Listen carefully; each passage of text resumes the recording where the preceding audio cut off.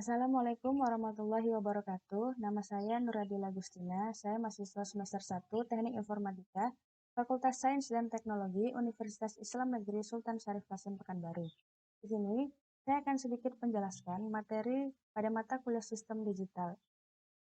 Ada beberapa materinya. Yang pertama yaitu Plexer. Di sini, Plexer terbagi dua, yaitu Multiplexer dan Demultiplexer. Multiplexer adalah rangkaian logika kombinasional yang dirancang khusus untuk mengalihkan salah satu dari beberapa jalur input atau masukan ke satu jalur output atau keluaran. Jalur input yang terpilih menentukan input mana yang akan terhubung ke output. Yang kedua ada demultiplexer, adalah perangkat yang mengambil sinyal input yang tunggal yang memilih salah satu dari banyak output yang didata baris yang berhubungan dengan input tunggal multiplexer. Demultiplexer juga bisa diartikan dengan rangkaian logika yang menerima satu input data yang mendistribusikan input tersebut ke beberapa output yang telah disediakan dan juga disebut kebalikan multiplexer. Ini cara kerja multiplexer. Kita mengambil contoh yaitu saklar rotary dan saklar single pole single tone. Di sini kita bisa lihat saklar rotary tersebut terdiri dari 4 output yaitu D0, D1, D2, D3, dan D4. Dan hanya memiliki satu output.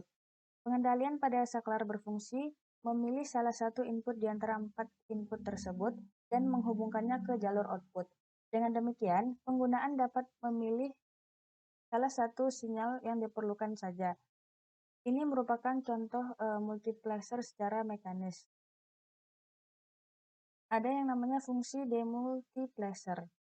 Perangkat elektronik yang fungsi untuk memilih salah satu yang ada pada data yang diberikan pada data yang menggunakan bentuk dari suatu input. Demultiplexer memang banyak disebut dengan perangkat yang sedikit input dan banyaknya output, karena yang berfungsi memilih saluran output adalah yang banyak di jalur inputnya. Yang materi selanjutnya ada rangkaian sekuensial. Rangkaian sekuensial adalah rangkaian logika yang kondisi keluarannya dipengaruhi oleh masukan dan keadaan keluaran sebelum atau dapat dikatakan rangkaian yang bekerja berdasarkan urutan waktu. Ciri rangkaian logika sekuensial yang utama adalah adanya jalur umpan balik atau feedback di dalam rangkaiannya. Nah, di dalam rangkaian sekuensial ini terdapat ada yang namanya flip-flop. Nah, flip-flop adalah rangkaian utama dalam logika sekuensial. Flip-flop adalah rangkaian yang mempunyai fungsi pengingat atau memori. Artinya, rangkaian ini mampu melakukan penyimpanan data sesuai dengan kombinasi masukan yang diberikan kepadanya. Ada yang namanya rangkaian counter atau penghitung, adalah logika sekuensial yang dapat dipergunakan untuk menghitung jumlah pulsa masuk dan dinyatakan dengan bilangan biner. Sesuai dengan namanya, 4-bit binary counter adalah suatu rangkaian logika yang terdiri dari 4 buah flip-flop yang mampu melaksanakan perhitungan sampai bilangan ke-16. Dalam rangkaian counter tadi terdapat dua jenis rangkaian counter. Yang pertama yaitu pencacah sinkron atau synchronous counter, yang merupakan pencacah yang beroperasi serentak dengan pulsa clock. Jadi biasanya disebut dengan pulsa clock. Yang kedua, ada pencacah deret atau disebut juga pencacah jajar atau pencacah tak sinkron. Merupakan pencacah yang beroperasi tidak serentak dengan pulsa clock atau pencacah kerut atau juga ripple counter. Nah, sedangkan menurut urutan hitungan yang terbentuk pada outputnya, maka counter dapat dibagi menjadi yang pertama, up counter, down counter, dan up-down counter. Ada beberapa kegunaan pencacah atau counter. Yang pertama, menghitung banyaknya data pulsa dalam suatu periode waktu. Yang kedua, membagi frekuensi. Yang ketiga, pengurutan alamat. Dan yang keempat, beberapa rangkaian aritmatika.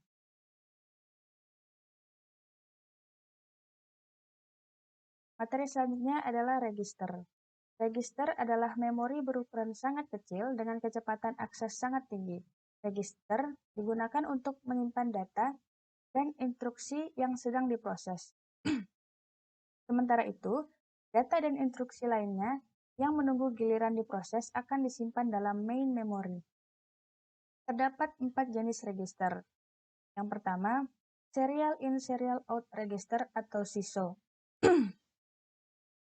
Register geser jenis ini tidak mengubah format data, karena dengan data input seri dan dikeluarkan dalam format seri juga.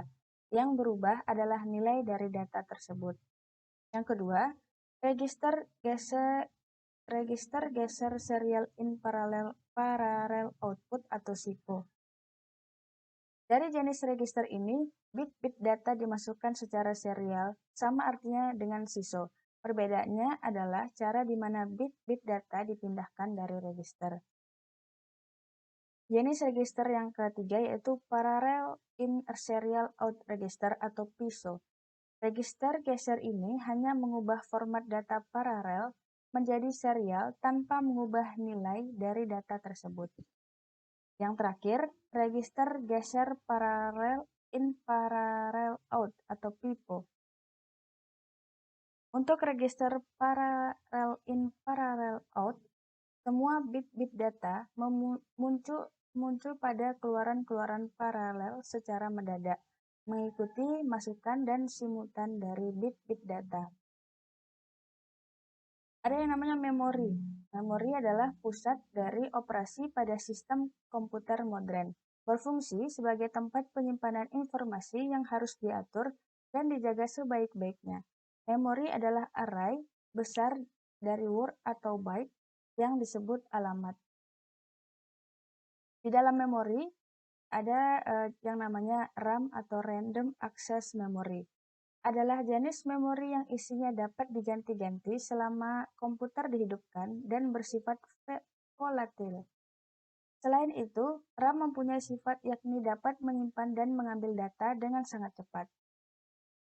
Yang kedua, ada namanya ROM atau Read Only Memory atau yang biasanya disebut dengan firmware. Adalah jenis memori yang isinya tidak hilang ketika tidak mendapatkan aliran listrik. Dan pada awalnya isinya hanya bisa dibaca. ROM pada komputer disediakan oleh vendor komputer dan berisi program atau data. Di dalam PC, ROM biasa disebut dengan BIOS atau Basic Input atau Output System atau ROM BIOS. Yang terakhir ada namanya Arithmetic Logic Unit atau ALU. Ini adalah salah satu bagian dari sebuah mikroprosesor yang berfungsi untuk melakukan operasi hitungan aritmatika dan logika. Atau pada kata lain, ALU merupakan rangkaian digital kombinasi yang bisa melakukan fungsi aritmatika dan logika. Lebih jelasnya, ALU berfungsi untuk melakukan suatu proses data yang berbentuk angka dan logika, seperti data matematika dan statistika. ALU terdiri dari registrasi-registrasi untuk menyimpan informasi. Tugas utama dari ALU adalah melakukan perhitungan aritmatika atau matematika yang terjadi sesuai dengan instruksi program. Nah, di sini ada gambar yang menjelaskan tentang ALU. Di sini ada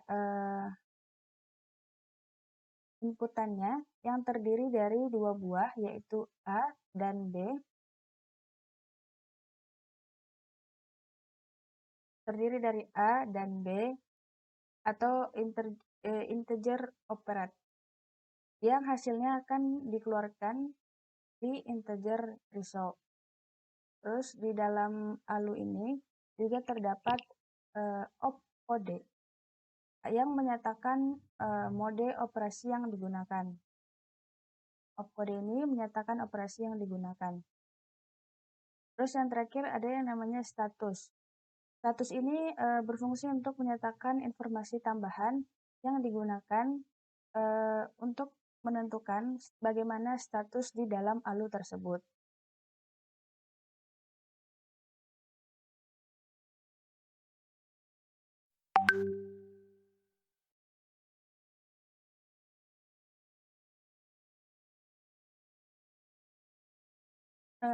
Mungkin demikian yang dapat saya sampaikan tentang materi dari beberapa materi di mata kuliah sistem digital.